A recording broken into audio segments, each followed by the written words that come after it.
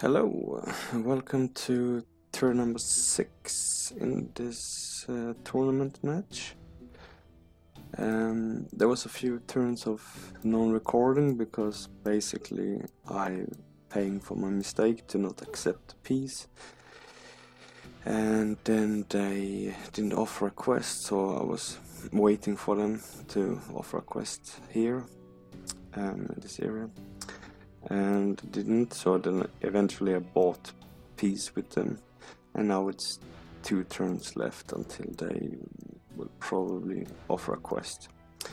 In the meantime I built a watchtower here, and then I could see the cave entrance or cave exit, and there's nothing really there. It's a stash of gold here. I guess I will leave it. And then I found some hazeberries, and then I took those hazeberries and did this battle against the scoundrels and level up my leader and hero to level 3, so both of them have healing now. I didn't have that in this battle, but in the next battle they did have it.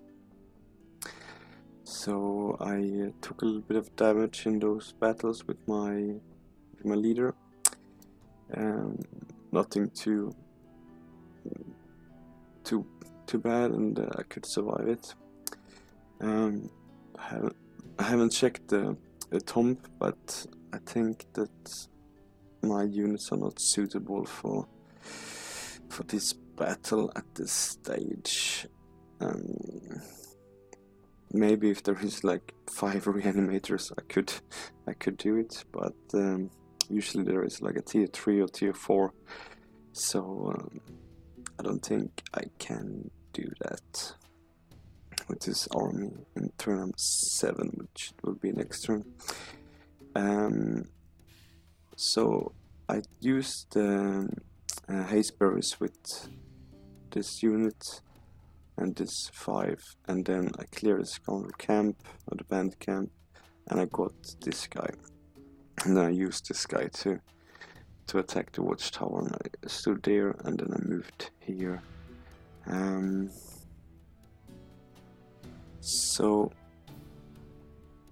yeah, I didn't do any battles in turn number 4 and 5. And this turn I did 2 battles, and then I would move down here with the adventure and see what I can find. There is not really any suitable place for a settler so far. It might be that south of this city there is something, but doesn't look good so far. So I moved my builder from the watchtower to clear some stones, and then I will clear these stones as well, probably this one and then this one, and then move down, because I would like to build a watchtower here somewhere, and then you cannot get through here without, actually you cannot get through if I build it here.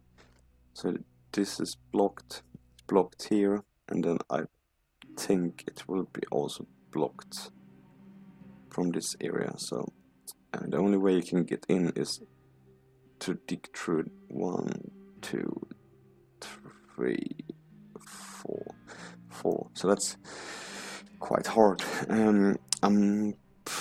When I build a watchtower here, I will also have a look and see if I should clear these rocks, or if I should leave it, because as it is now, it's quite a good defensive point to have it, because if you want to go through, you need to have floating or flying, and you need to go around these rocks instead of going through. So I might just leave it as it is.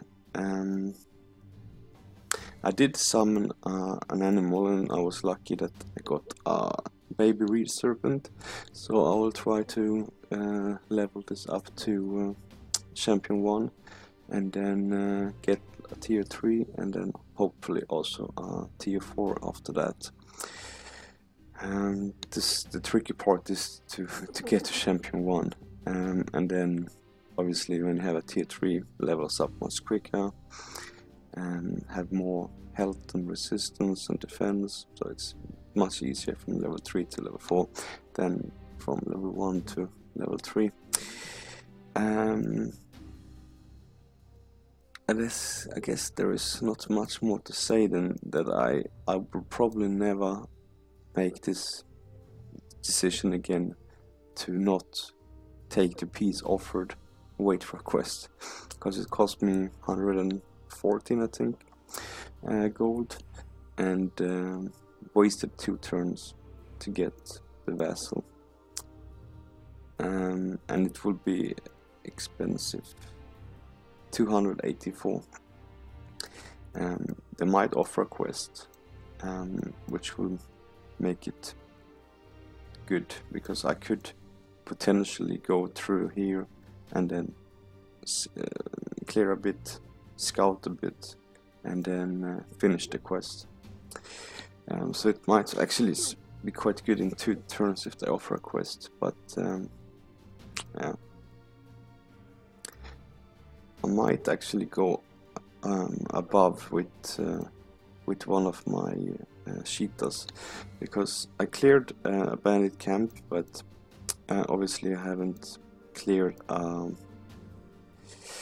undead camp, so there should be one somewhere in this vicinity, and might actually be above DreadReapr, so maybe he will clear it for me, or do it when he's here.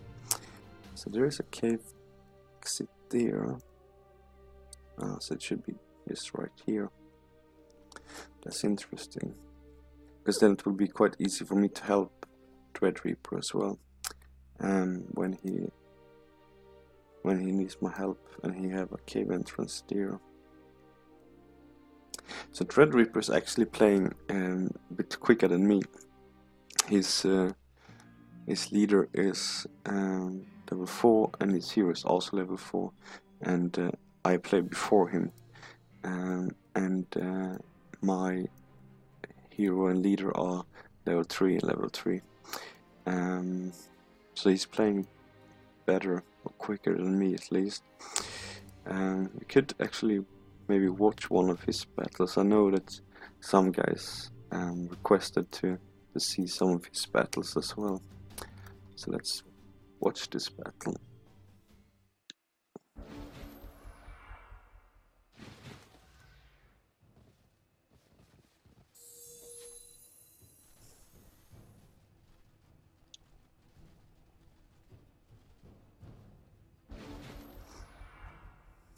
So it seems like this is buffing up now, trying to get split with his civic guard. Although I don't think there's 4 versus 4 units, you need to really split them. It can actually be more dangerous to split them, because you sacrifice 1 unit while you don't need to sacrifice anything.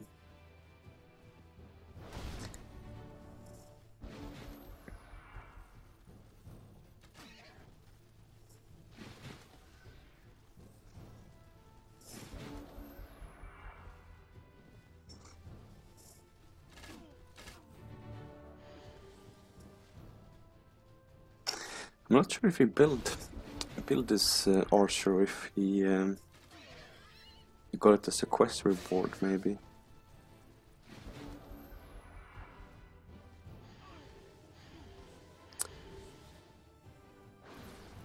I need to double check.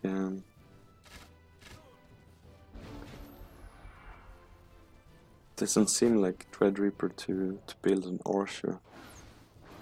And it costs 70 production as well, so it would be 2 turns, so rushed 1 turn. So let's see. So he did. That was the first battle.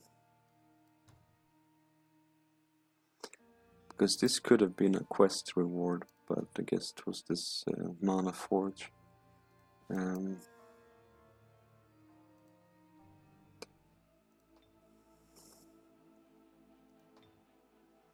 So here he is at peace with them.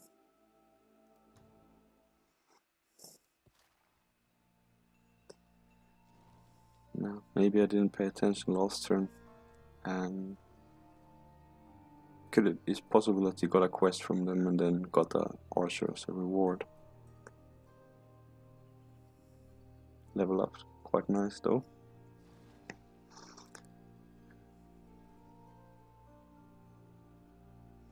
DreadReapr plays Theocrat quite good in live games, so I guess he will be quite good as well in this game.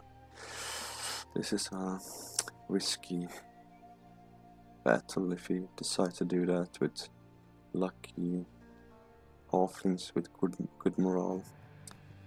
But it seems like he would build a city here, so he have actually a better position than me in terms of be able to build cities. Surprised that he left the camp there.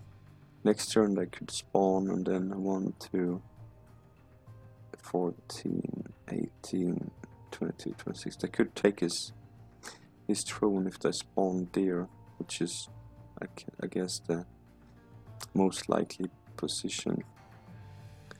4, 8, 14, 18, 20, 26. Yeah, they can take his throne in one turn. They spawn.